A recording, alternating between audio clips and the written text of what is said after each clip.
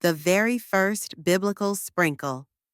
Sprinkle story, Ruth, Naomi, and the art of hypergamy. This is my favorite Bible story. Before soft life became a hashtag, and before women were being told to sprinkle, sprinkle, and choose with wisdom, there was Ruth, the OG level up queen. Ruth wasn't born into wealth. She was a Moabite woman who married into a Hebrew family, foreign customs, foreign gods, foreign dreams. But life hit hard. Her husband died, and she was left a young widow in a land that didn't favor women without male protection or provision. Enter Naomi, Ruth's mother-in-law, a woman seasoned by life, grief, and wisdom. Naomi had lost her husband and both sons. She was bitter, yes, but she was not blind. She knew the system. She knew how the world worked.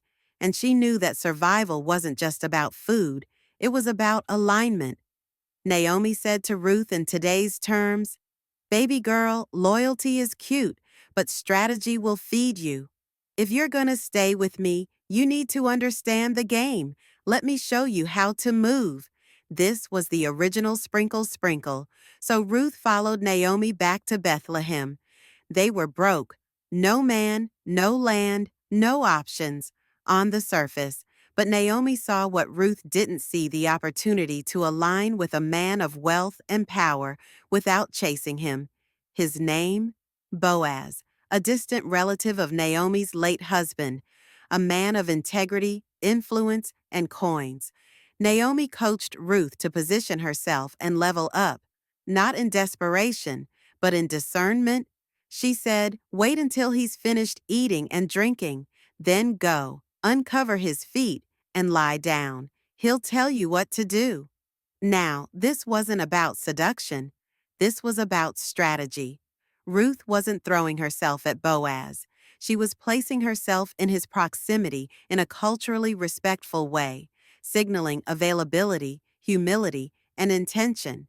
Naomi didn't tell Ruth to get chose, and she taught her to choose herself, and then show up in alignment with a man who could match her energy and elevate her situation. Boaz noticed Ruth's character before he noticed her beauty. He said, "I've heard about how you left your people to stay with Naomi. That's rare. That's loyalty. That's value."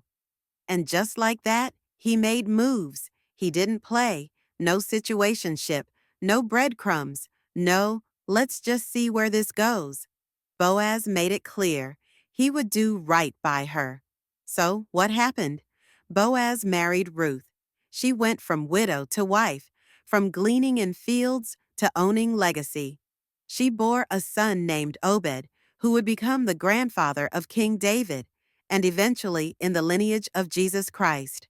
All because one woman followed another woman's seasoned advice. Don't chase, align. Don't beg, position. Don't shrink, strategize. Naomi was the first sprinkle sprinkle auntie. Ruth was the first hypergamous success story. And Boaz? He was the masculine energy that wasn't intimidated by a woman with both loyalty and vision. Moral of the story? Sometimes the glow up doesn't come from glam, but from wisdom, guidance, and being brave enough to choose better.